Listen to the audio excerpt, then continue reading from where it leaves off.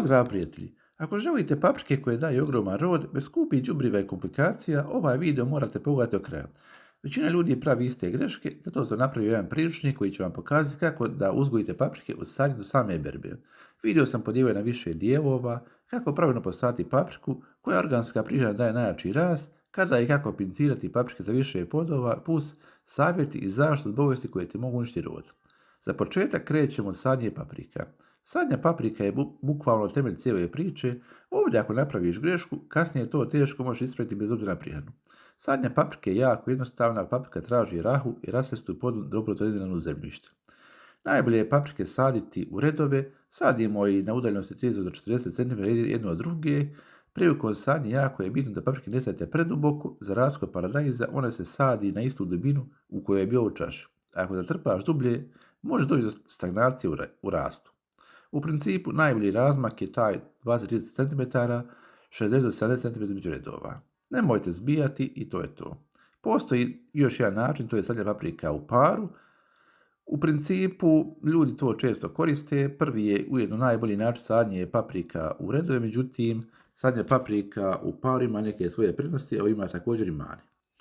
Prednosti su te što se biljke međusobno štite od jakog sunca, zemlja duže zadržava vlagu, može biti korisno ako imate ograničen prostor. Međutim, ima i svojih mana, slabija cirkulacija zraka, veći rizik od bolesti i vlage, biljke se mogu međusobno boriti za hranjiva. Zato moj savjet je vrlo jednostavan, ako imaš prostora, idi na sadnju u redove, ako nemaš, može i sadnju u paru, a uz više pažnje i redovnu kontrolu. Nakon sadnje obavezno dobro zavojite svaku biljku da se zemlja spoji sa korijenom. Prvi nekoliko dana, ako je sunce jako, možete i zaštiti dok se ne prime. Kada uradite sadnju kako treba, kada se paprike prime, već si napravi ogroman korak prema zdravoj paprici i velikom rodu. Sljedeća stvar je organska prihrana za paprike. Dolazimo do dijela koji daje najveću razliku, a to je prihrana paprike. Ovdje pokazujem potpuno prirodno jako i kako jednostavno dobijete jedno gnojivo koje je organsko i potpuno jednostavno. Uzmite veću postu, može biti neka bača ili stara kanta ili kada, u nju sipajte oko 100 litara vode. Možete i manje, ali morate prilagoditi od namjeri. Onda dodajemo stajnjak, otprilike dodajemo 3 do 4 lopate, zavisi kako šta želite postići. Stajnjak je odličan jer je bogat organskim materijama, poboljšava strukturu zemljišta i daje biljkama dugotrajan izvor hranjiva. On bukvalno hrani biljku iznutra i jača korijen. Zatim dodajemo malo drvenog pepela, pepeo je pun kalija, a kalij je ključan za cvjetanje i stvaranje plodova. Znači direktno utječe na rod paprike. Možemo baciti kor od banane, kad god naiđemo možemo baciti kor od banane ako imamo pri ruci. Dodatno obogaćuje rastvor kalijem i mikroelementima što može pomoći paprici da bude jača i otpornija. Sve to pomiješa i ostavi da ostoji par dana da se lijepo poveže i aktivira. Kada je rastvor spreman, ne koristi direktno, uzmeš otprilike 2 litra te tekućine i razrediš sa 15 litara vode. S tim rastvorom zalijevaš paprike direktno u korijen. Efekat je brutalan. Jači rast, više cvjetova, bolje zametanje plodova. Ovo možete koristiti za druge kulture, paradajz, krastavce, tikvice, lubencu, sve ovo je u prihranu. Što se tiče učestalosti, jednom u 7 do 10 dana je sasvim dovoljno. Nemojte pretjerivati, iako je organsko, previše može napraviti problem. Ako ovo redovno koristiš, vidjet ćeš kako paprika bukvalno eksplodira od rasta i plodova.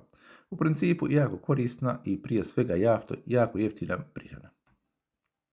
Nakon nekih 15 dana već vidimo naše paprike fino rastu, vidimo da se prime, listovi su fino položeni, uredne su biljke i vrijeme da krenemo na sljedeću stvar.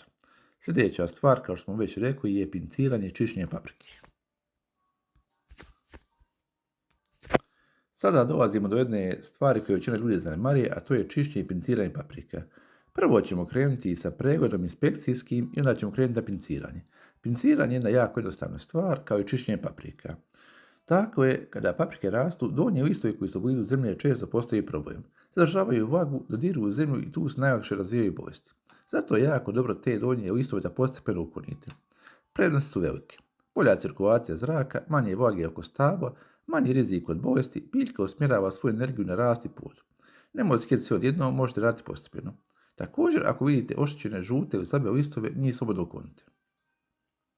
Nakon smo to riješili, to je prilično jednostavna stvar, ne možete nikako pogriješiti. Bitno je samo da neki 10 do 15 cm paprike od površine prema gore oslobodite tako da je taj dio doslovno prohodan, odnosno prozračan i to je to. Dolazimo do pinciranja. Pinciranje znači da ukloniš određene istanke ili grane kako bi se biljka bolje razvijala i dava kvalitetnije plodove. Jedna od važnijih stvari je uklanjanje prvog tzv. Krunskog cvijeta koji se pojavlja na vrhu mlade biljke. Ako njega ukloniš, biljka više grana, razjaču strukturu, a kasnije najviše plodova. Osim toga, možete ukloniti neke slabe unutrašnje grane koje guše biljku. U principu, ovdje nema greške. Ako prebrojite vrhove vaše paprike i vidite da ima 4, 5 ili 6 vrhova, odnosno glava, kidate neke koji su najslabije razvijene. To paprici daje prozračnost i dobro osvjetljenje. Manje grana, ali kvalitetnije, znači krupniji i bolji plodovi. Ako biljka ima previše izdanaka i energije, rasipa se, dobijete puno sitnijih plodova. Tako da pinciranje je jako bitno, a zlatno pravilo je manje, ali kvalitetnije. U principu, kada ovo uradiš ako treba, paprika samo bolje izgleda i također je dosta kvalitetnija i dosta rodnija. U principu, jako jednostavna stvar koju mnogi ljudi preskaču, a to bi trebalo raditi.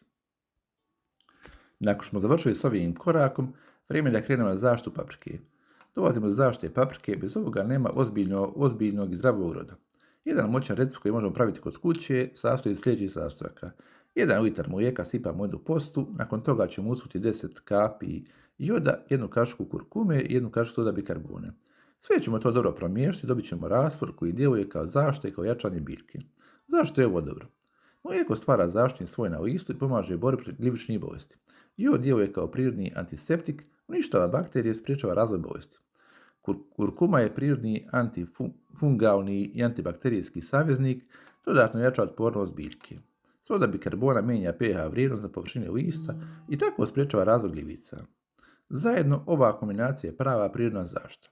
Štiti papriku od plamenjače, pepelnice, raznih gljivičnih oboljenja, također i od bakterijskih infekcija. Može pomoći kod blagih napada štetočina jer jača samu biljku. Koristi tako što se prska po listovima, gornja i donja strana ako je moguće. Također, ovo ćemo sada procijeniti, vrijeme za prskanje. Najbolje vrijeme prskanja je rano ujutro i kasno navečer, nikako po jarkom suncu. Kao što smo već rekli, primjena jednom u 70 dana ili preventivno prije što se pojave neki problemi. Ako ovo redovno koristiš, paprika će biti zdravija, jača i puno otpornija tokom cijele sezone. U principu, sada imaš kompletan sistem za uzgoj paprika od sadnja do berbe. Ako ispoštuješ ove korake, pravilna sadnja, jaka organska prihrana, pinciranje i čišćenje biljke, redovna zaštita, rezultat ne može izostati. Dobit ćeš zdravu papriku i ogroman rod.